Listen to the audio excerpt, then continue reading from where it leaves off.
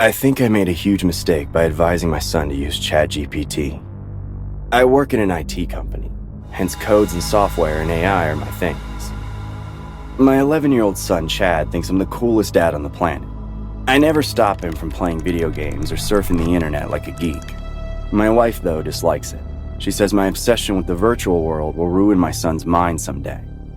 But I know she just worries about Chad being too distracted before his exams. So right before Chad's exam, his mom strictly warned him to devote his time only to studying. No more video games or you're grounded after the exam. You decide. Fine. As I watched Chad go into his room with an upset face, I told my wife, "Aren't you being too tough on the kid? I mean, it's just an exam, Lori." No, I think one of us needs to be strict, and no doubt that will be me. I didn't say anything because I didn't want to start a fight with my wife. I was watching the football game, laying on the couch when Chad came to me holding his book in his tired hands. "Dad, I don't understand this problem." "Math? Come on, Chad, you're a smart kid." "I'm serious, Dad. Will you help me or not?" "I'm watching the game." "But Dad..." Show me the question." Chad pointed at the math problem and I realized it was tough, but I was in no mood to solve an 11-year-old's math problem, so I used Chatgpt. I searched the question there and got the answer right away. "Look, here's the solution." "How did you find that?" "By using Chatgpt. It's a chatbot who can answer all your questions." "Okay." Chad went back to his room, and I failed to see the impending doom waiting for our family. After that day, Chad never asked as many questions like a kid is supposed to. Anytime he got stuck on something, I would see him typing on my laptop, asking Chatgpt. I didn't see anything wrong in this because I went through the search history and found mostly homework and funny kid stuff. Chad asked, for example, how can I tell a girl that I like her dress? Or how to annoy my teachers during class? Basic, right? So I never stopped him from using my laptop. One day, I saw Chad typing something on my laptop, but the moment he saw me, he shut it down and left the room. I got suspicious of his behavior. What was he doing? Was he hiding something from me? I looked at the search history and immediately felt guilty. Chad searched, how to surprise Dad on birthday. Since that day, I swore to myself that I'll respect his privacy, that I'll never doubt him again. It was a bright summer morning.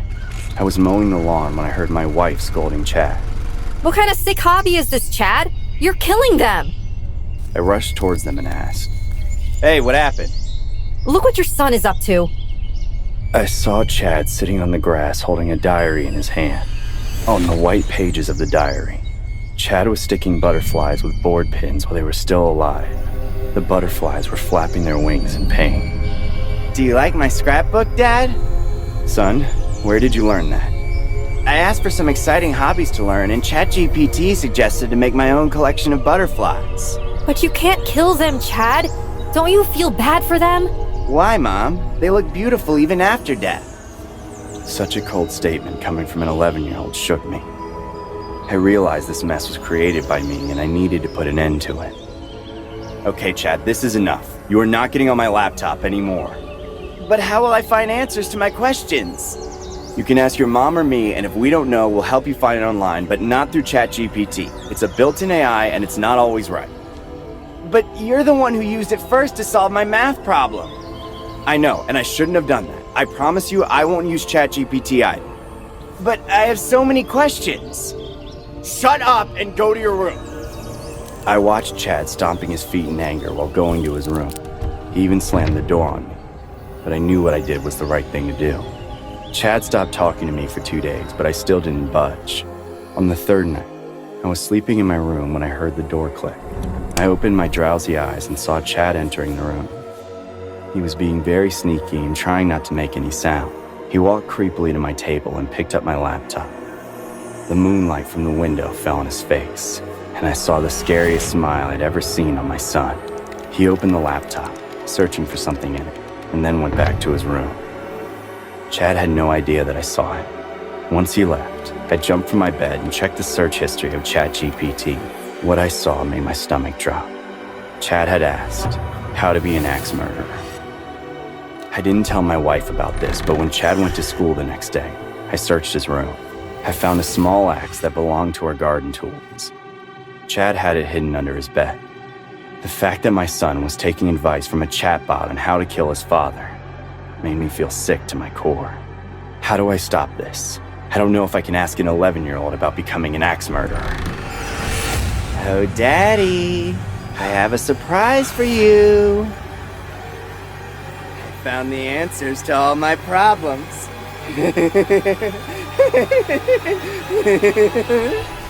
The story you just saw is loosely based on this creepy response given by Chatgpt when a Redditor jokingly asked how one can be an axe murderer. The articulate response in detail scared the hell out of everyone who saw this on the internet. Take a look at the response and let us know what you think about this in the comments below. My Amazon Alexa has been acting up for the past few days. I wake up in the middle of the night hearing Alexa talking to no one. She even laughs, and it's creepy to hear when you think you're alone. One night, I was reading in my living room when out of the corner of my eye, I saw Alexa's blue ring illuminate, as if she received a command. I studied her for a few seconds and shrugged it off. A few seconds later, her light came on again. This time it said, Sure. Door alarm deactivated. I jumped out of the couch and heard a loud click of my door unlocking. Alexa, stop! Alexa, activate the door alarm! Door alarm activated. I sighed in relief and double-locked my door. I put my book down and grabbed my laptop.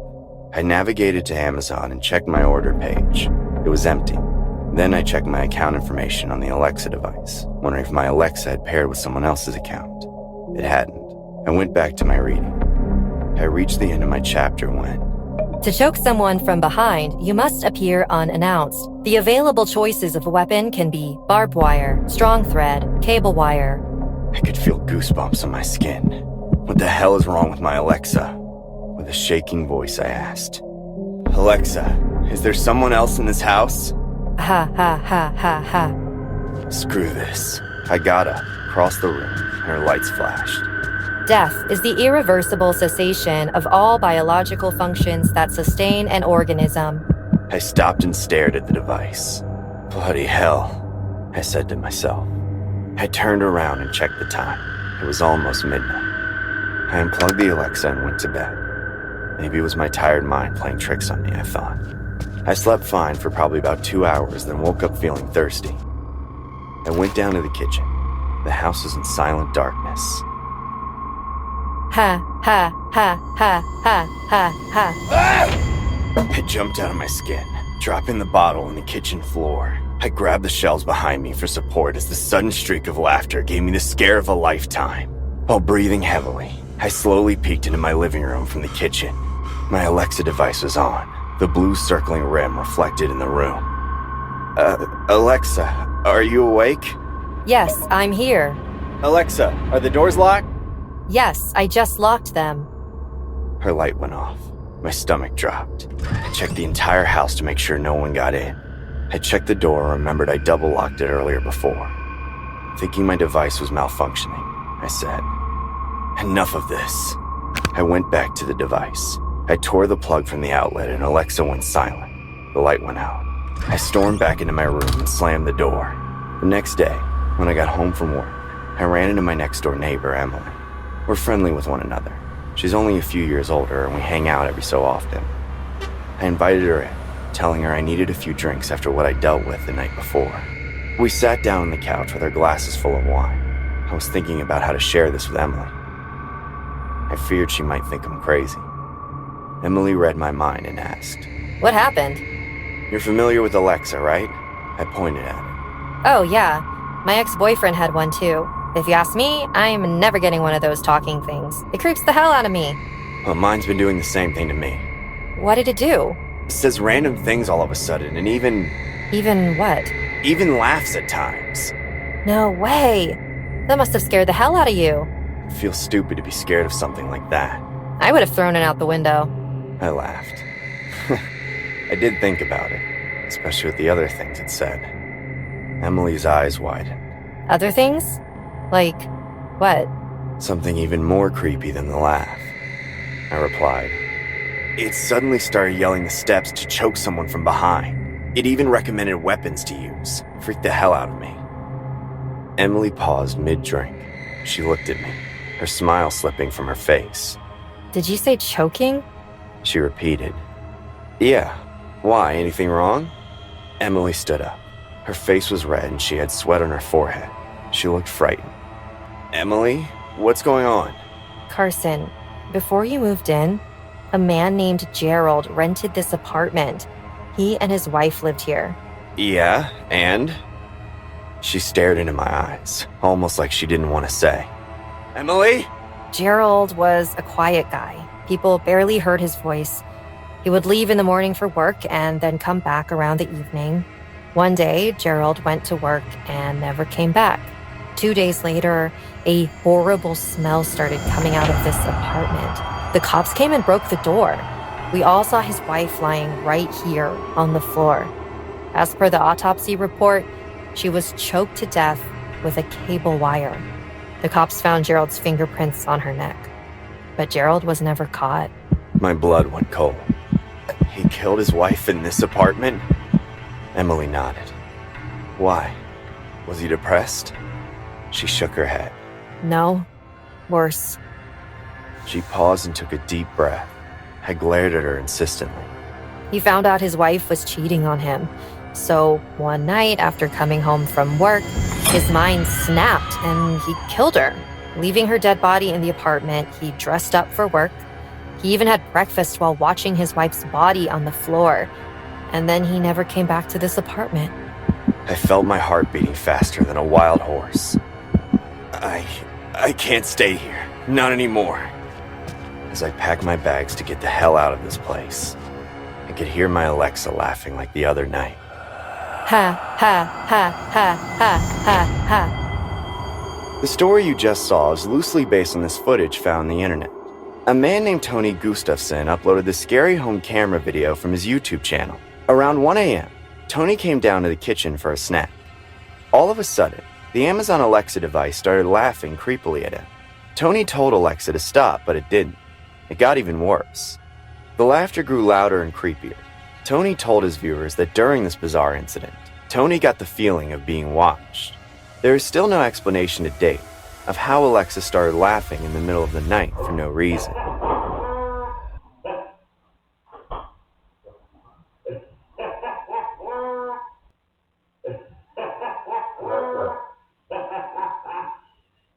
Alexa, stop.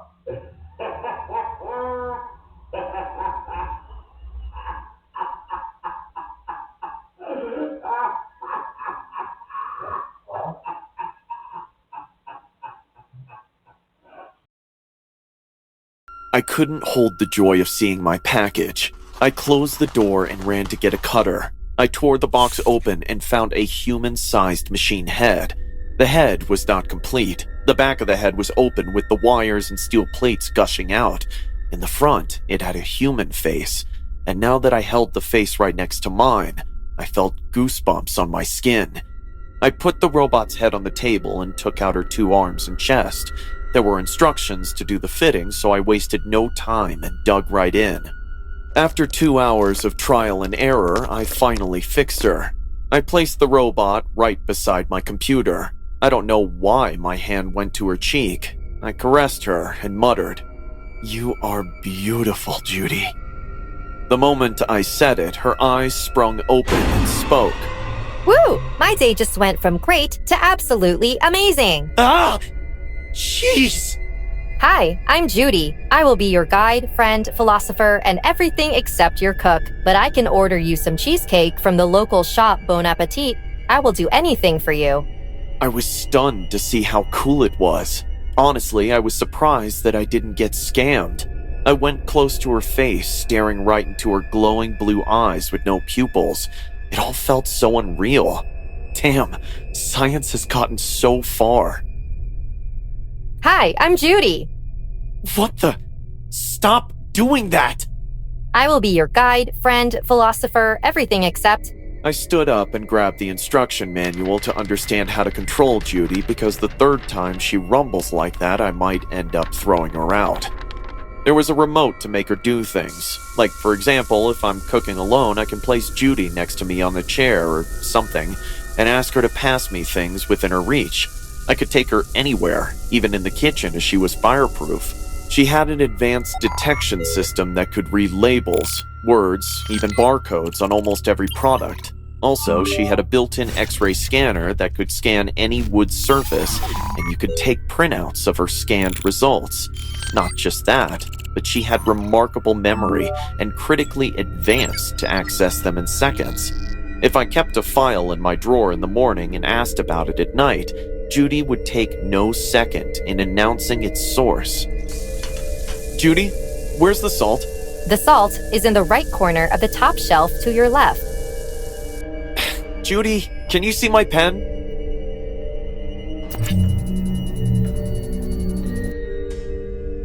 Here is your pen. Thanks, Judy. You're welcome. I will do anything for you. One day I was taking a shower. Judy was as usual on my working table. Suddenly, I got a call on my phone. As I was showering, I put my phone on speaker. Hello? Hi, Ethan. Wendy here. Oh, hi, Wendy. It was my ex-girlfriend, Wendy. She told me she was in town and wanted to come over to see me. I told her yes, as I still had feelings for her. But I didn't want to creep her out, so I decided to hide Judy in my closet. As per the manual, Judy could never be shut down directly. You can put her into 10-minute sleep mode, and if you don't generate any voice command, she will turn off on her own. To restart her, I'll have to touch her face. Wendy came and stayed the night. We had a romantic dinner and passionate lovemaking. We were sleeping in my room, and everything was pin-drop silent. Ah! What happened? Wendy lifted, sitting on the bed, drenched in sweat. Her eyes were wide in fear. She slowly lifted her hand and pointed to the closet. Once I turned my eyes toward the closet, my stomach dropped. The closet doors had been pushed open, and Judy was sitting inside the closet, staring damn right at us, her blue eyes glowing like fireballs. She had anger in her face. Judy? Are you awake? But she didn't answer back like she was supposed to. Instead, she jumped from the closet, landed on the floor, and like a human chopped off from the torso, crawled to my bed at full speed. Without giving Wendy a chance to run, Judy climbed on the bed like a creature from another world. Wendy started screaming, getting all spooked by this unexpected attack. But Judy grabbed Wendy's t-shirt before it could get down from the bed.